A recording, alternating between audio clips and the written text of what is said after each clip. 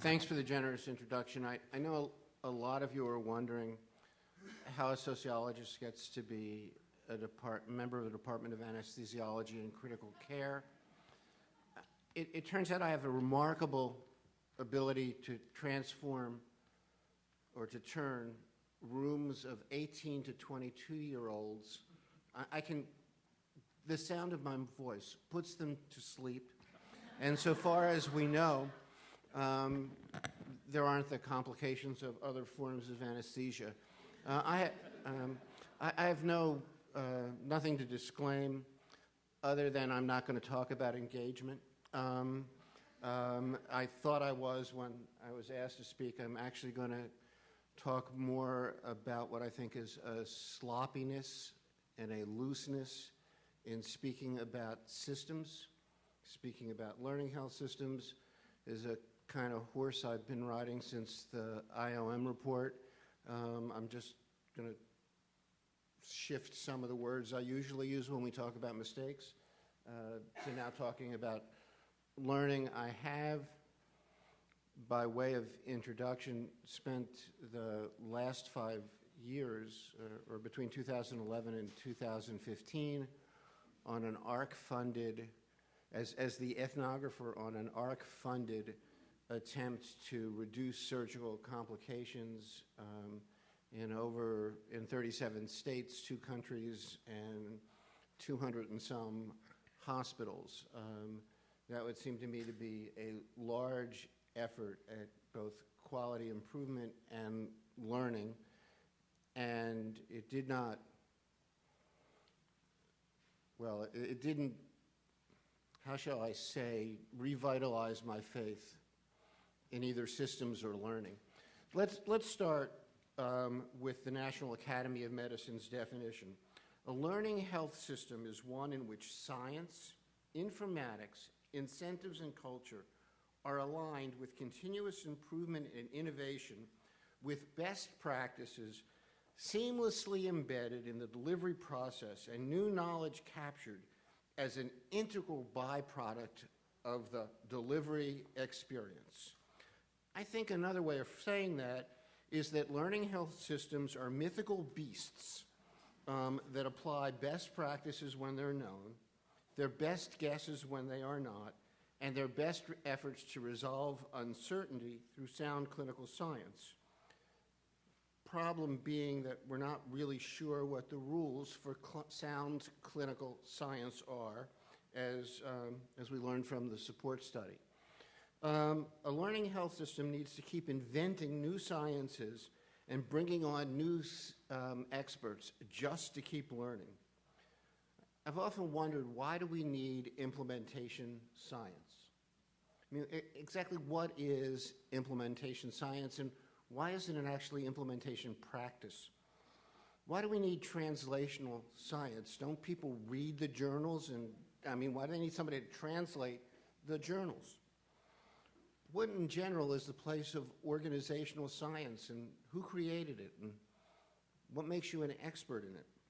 How is cognitive science at the individual level connected to organizational behavior at, I dare say, the organizational level?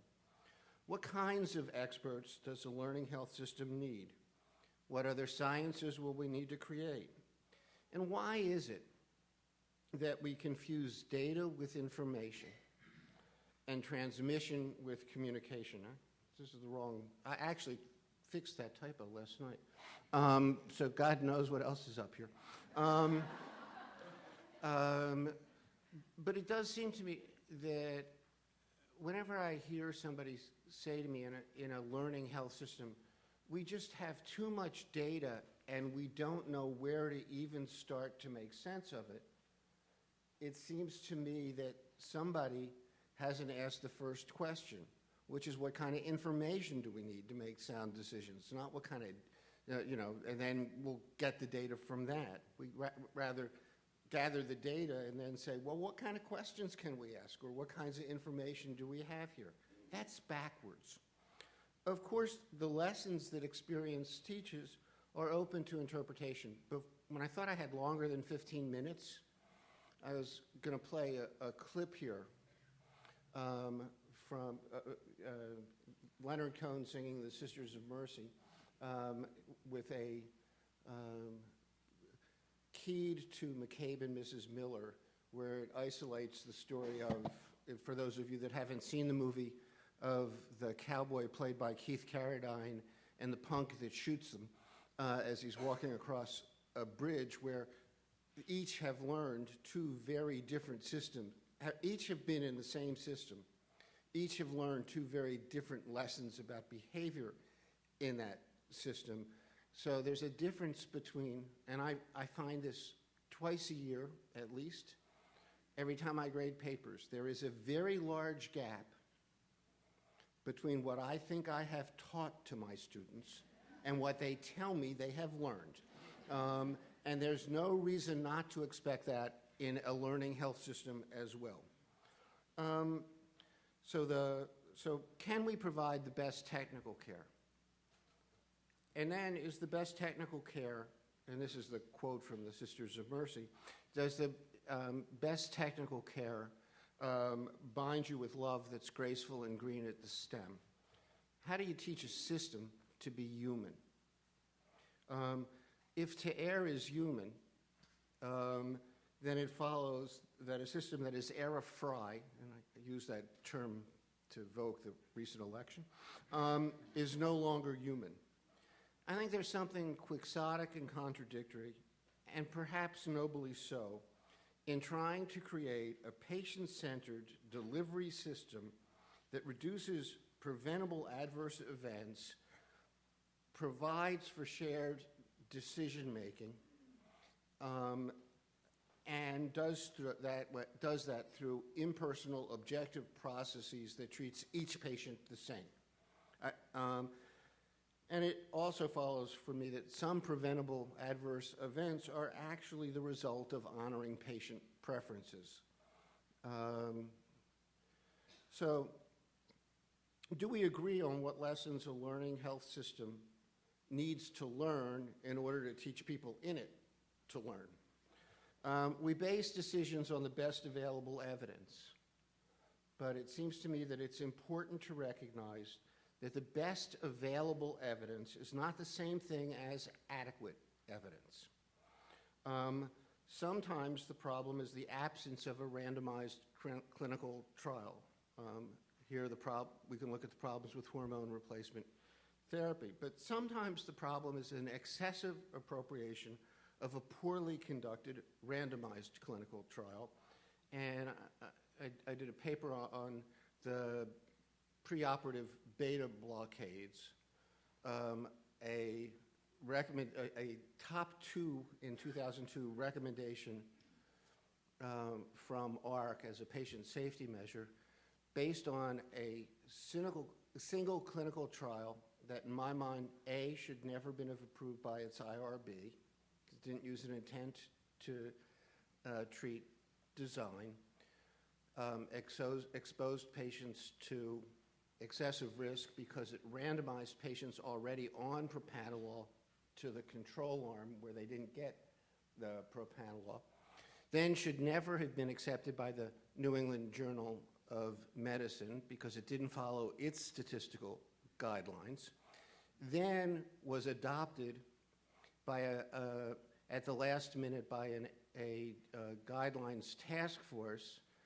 after the report was written as an addendum by the 2 committee chairs. It was randomization. It works really well with large samples, but it introduces bias if you're doing studies that randomizes 60 patients to a control arm, 60 patients to a treatment arm. The beta blocker recommendation was based by our count on 240 patients, and it was another 8,800 patients before enough data was collected to change the recommendation. So I think we need to learn how systems learn. This is shameless self-promotion. These are 2 very short and useful pieces, I think, that appeared in Lancet that I happened to author. The first is called Reality Check for Checklists, and the second is called Medicine in the Radiant City, where the Radiant City reflects Le Corbusier notions of city planning and what the anthropologist James Scott calls the aesthetic of high modernism. I believe we're operating with an aesthetic of high modernism here. So let me talk quickly about checklists and CLABSI, partly because it's the keystone study done in the state of Michigan, and I think it's a classic case of overgeneralization. I should say the surgical study that I worked on with Pranavost's group. I think there are multiple ways to reduce the rate of CLABSI. You could follow the steps of the Keystone Project. You could follow only those steps that made sense in a local context, because after all, there's no way to distinguish which parts of the CLABSI intervention contributed to the reduction of CLABSI and which did not. You could stop sending tips and peripheral blood samples to labs for culturing, treat all infections empirically, and drive your CLABSI rate down to nothing. Or you could place fewer central lines. And that brings us to what I think of as, within any learning system, the fundamental paradox of safety and quality improvement. No doubt, standardization, simplification of complex processes improve performance. Same time, that standardization and simplification encourage mindless following of routine work processes. Mindless following of routines creates conditions that are conducive to a loss of situational awareness, and a loss of situational awareness increases the likelihood of mistakes. So the better you train your people to follow routines, you need to also build in, and also while you're following those routines, think occasionally. So designed or planned social order, which it seems to me is what learning health systems are about, is schematic. It ignores essential features of any real functioning social order. This is the product of German scientific forestry, okay? German scientific forestry was adopted to make calculable the yields of wood in the king's forests, or the prince's forest. I forget what year it was, so I forget whether Germany was yet a state and whatever. But I want to ask a couple of questions. In the scientific forest, it's quite easy to see the trees, but where is the forest? Do forests have broad alleys to stroll through? Does anything about this forest suggest nature at work? Is there anything human or natural? I mean, there's much human, but is there anything natural in that picture? For Le Corbusier, a house is a machine for living, but who wants to live in a machine? And bioinformatics removes disease from individuals. I'm going to do it. And places it in population. The issue is, do we have a method for recognizing that diseases still happen to people in populations?